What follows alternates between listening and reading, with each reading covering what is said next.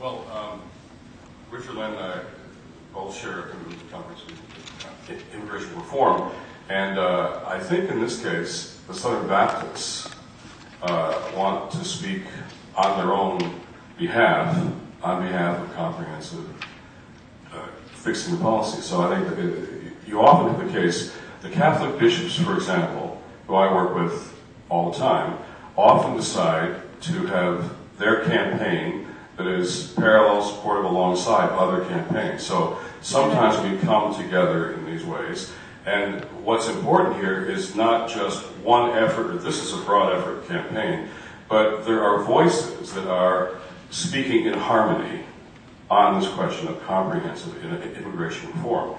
And Richard Land said, I know he couldn't come today, but he wished us well, and it's a very important cause of reform. So I think you're going to hear more and more voices, some speaking formally together on an ad or a campaign, others speaking in harmony in their own efforts and campaigns along the way. That's often the case, as you know, how we religious folks organize. Yes. What sort of media is going to be involved in this? Is it just newspaper and radio, or are there going to be television ads as well? Or At this point, it's contemplated a combination of newspaper and radio. newspaper, radio, no television? At this moment, no television. Is that the main example? I mean, Oh, yes. This is, yes. In local areas as well. I mean, with local. I don't know if you can see this or not, but I can, and I have it here. And I just saw this morning for the first time. When Jesus said, suffer the little children, this is not what he had in mind. There's a little girl, and she's being taken into detention. Now, if you look at the stories about the raids on families, I've had members of Congress here telling me they have never been so appalled in their careers by what we're seeing now in terms of the breakup of families. And as we have said, families are very important to people of faith. And so we're saying that the policy is broken. It has to be fixed, but not at her expense, not at the expense of the family. So this ad's very compelling. And you're going to hear voices across the political and religious spectrum speaking as a common voice on behalf of the things that we've lined up today. Yes, a just policy, a compassionate policy, but one that is consistent with our most biblical values. Any other questions? I understand the 50,000 letters have arrived. Oh, good. They Great. were allowed to come in, but they wouldn't let them park outside, so they haven't arrived.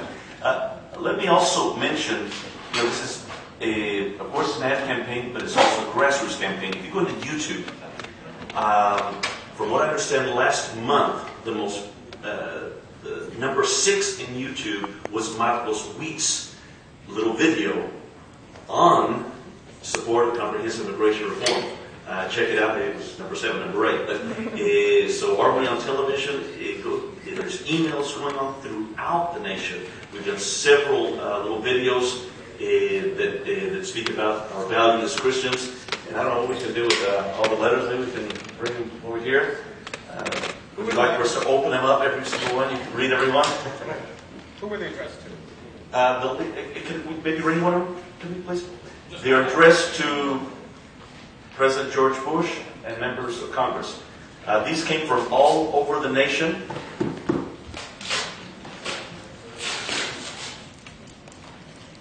Good job. Can I just ask you a couple of things too? I sort of get a sense of who might not have been together. Can you talk about who are in this coalition who may have not been, who may have been on different sides of other issues? Who are uniting now that were apart on other issues, like say stem cells or something like that? So we get a sense of people of different theologies coming together. Coming together here? Yeah, or not necessarily among you guys, but say on the list, for example. On this list that we have. Or among any of you standing there. Yeah. Did you hear a question? Neil, I'll ask you. Jim, my question was, can you... It's a coalition question. Yeah, it's the coalition question. You Those of you who may have been on other sides of different issues, like, say, stem cell research or, the hate crimes bill or something like that. Can you give a sense of people who may have been ideologically opposed on other issues who are part of this coalition? Okay. Well, we've mentioned Richard Land already. We've mentioned a number of people who signed this thing. There are people who have differences of opinion on all the issues, Neil, that you've often covered, showing our divisions on some of those questions. And this is one of those issues like Darfur, like HIV/AIDS, like global poverty, like sex trafficking. This is one of those issues that is bringing us together across those old boundaries and divisions. And as I said before, I mean, I'd be happy for someone to correct me on this, but I have heard very few arguments against comprehensive immigration reform that I would classify as religious arguments.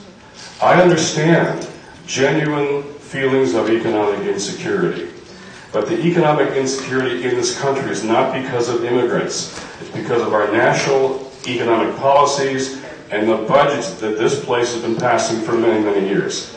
So I understand the insecurity. I certainly understand fears of terrorism. I understand the sort of narrow self-interest that people are driven to when they feel their lives are at stake. But again, I repeat, none of those are religious arguments. And so when we get to what our religion tells us, you're going to find people across the board coming together on this, along with the issues I mentioned before. And that, to me, as you know, I work on these cross-cutting issues often. This is one of those big issues that brings people together across the boundaries.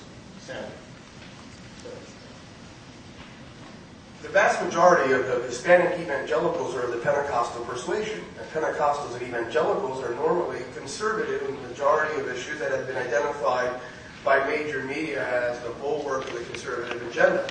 So you have this incredible church of predominantly conservative voters that are completely committed to comprehensive immigration reform. So we may not have Dr. Richard Land, who is a supporter of comprehensive immigration reform. We shared his podium here last month.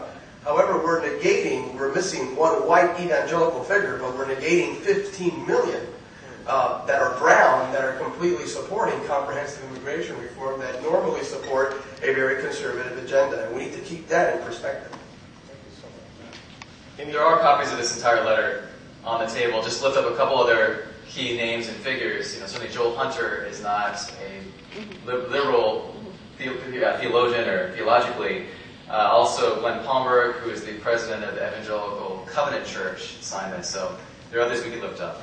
I mean, what I was trying to get at is actually that difference between, you know, what white evangelicals and grassroots are supporting, right? And you know, which we saw last year was that, you know, that Hispanics had supported them on these bulwark issues, and then, you know, they're like, well, you know, we're white evangelicals on this one, right?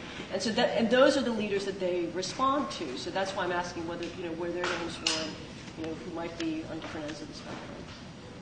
And I'm saying a lot of them are here. A lot of them are here. All right, no, that's right. And they're speaking.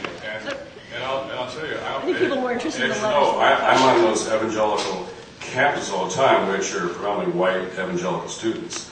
And I'll tell you, those younger generation of white evangelical students, this would be one of the issues they identify as a biblical justice issue. So we really do, on this issue, like issues like Darfur, have a broad cross-section speaking as one across the boundaries.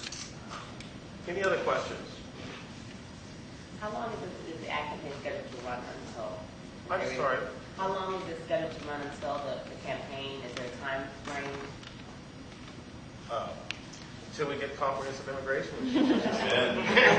And the goal is to see that happen within this legislative session. So the real focus is on the next 6 months of really, you know, rigorous, intense activity around this campaign.